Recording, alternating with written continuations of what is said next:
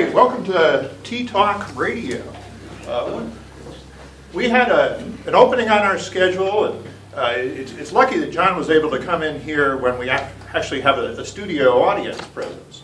But John is what's called an area director in a group called Toastmasters. But I don't think our listeners don't necessarily know what an area director is, let alone what Toastmasters is. Can you explain the basics of what this organization is about? It has something to do with public speaking, I understand. That's right, David. What I'd ask your listeners today is, first off, how comfortable are you speaking in front of an audience? Would you like to be able to speak confidently in front of your peers or a group of any size, say 1 year from now? Imagine yourself being able to speak in front of your peers confidently in just 1 year. As a member of Toastmasters International, you can get there. Toastmasters International is a nonprofit organization with more than 16,000 clubs and 350,000 members worldwide. It was founded on the vision that we all can experience personal growth through participation in a positive, supportive learning environment. What do Toastmasters do? Well, they practice their skills in weekly meetings that are usually 1 to 2 hours long. And during a meeting, you'll have some members who will give prepared speeches and receive feedback immediately from their peers. Meanwhile, other members practice impromptu speaking on surprise topics. In addition, there are several other ways to participate. We try to get all members participating in attendance. For instance, you can be the master of ceremonies or the timekeeper. So it's not like taking a course in public speaking. It's a little different than that? That's right. It's more like you are living the experience in person there among your peers in a positive and supportive environment. So we learn about speaking by practicing our speaking skills. Great, great. But how do I know, or how does any listener know if this is the right thing for them? This is a good experience for them. Well, as a Toastmaster, there's so much that you can learn.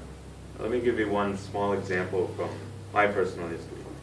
Anytime a person speaks in Toastmasters, it's customary to stand up, come to the front of the room, and the person who just stopped speaking will shake hands with the new speaker to honor their presence. When I first started Toastmasters, it took me about 3 months to get used to this protocol. I would find myself rushing away from the stage after I speak and then doubling back and saying, oh, I forgot to shake hands, and then come back and do it again. But after that, it's not just in Toastmasters, but any professional situation. I don't forget to shake hands now. You think I'm going to forget to shake your hand after this interview? So how do we know, though, that it's right for us? Visit a meeting. Just any club will welcome guests free of charge and warmly welcome them to come to a meeting. You won't be pressured to speak if you don't want to. You can just come and observe and meet some people. Maybe try asking them, what have they gained as Toastmasters? Okay. Well, I mean, is it just about learning? I mean, you're describing almost a ritual. I mean, is this like a cult or something? Or you just have to observe the official forms of things? Well, there is a structure in place, but I saw a great presentation just last night from Steve Harwood. If you're interested in a bilingual club, by the way, we have those.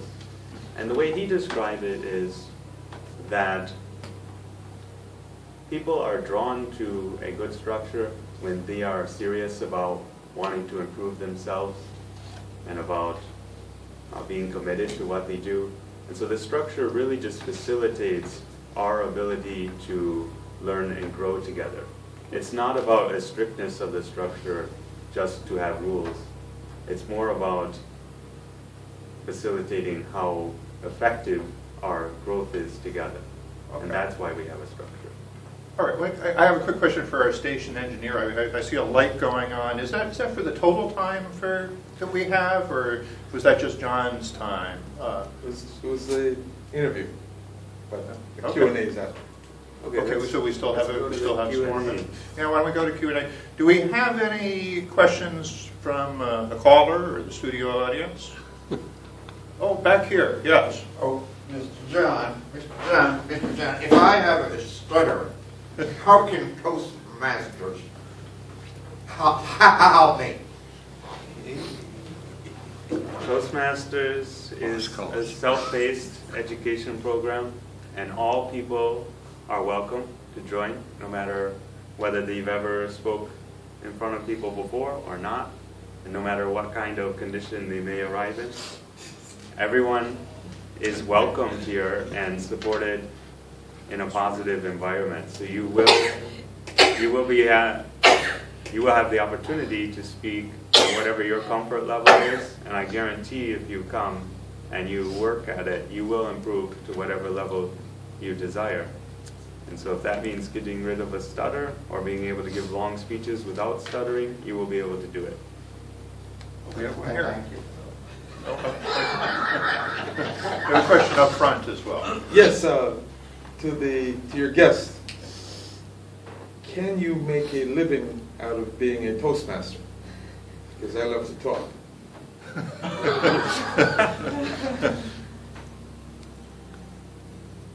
I guess this depends on what you define as making a living. Paying my bills.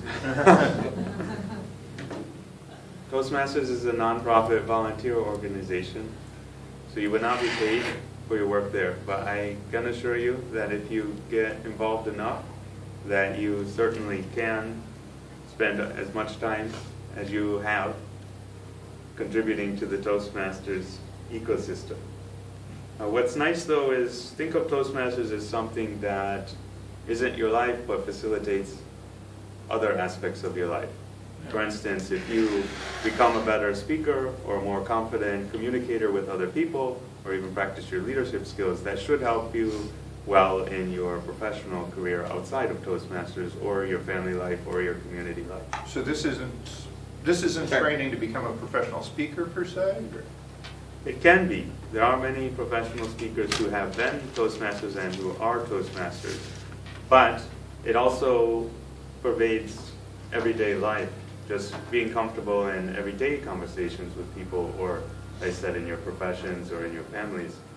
So it can be any level. It's really a self-paced program that you take into your life and grow as much and in whatever direction you choose. Do we have any other questions from the audience? Well, I mean, I wondered, this is supposed to be professionally valuable skill. I mean, how do I get my employer to recognize the value of this, or maybe even pay my dues? Yeah, so one thing is, as you're going through the program, the educational program, when you hit certain milestones, you'll get awards, and these can even be sent from Toastmasters International, the world headquarters, to your employer, a special letter that says this person has achieved these certain skills. Beyond that, some employers even will sponsor membership or their own clubs for groups of employees. Okay. So there are some good professional implications. I would recommend talking. I think we actually have to go to a commercial, but it's great that you're able to join us today, John. Thank you very much.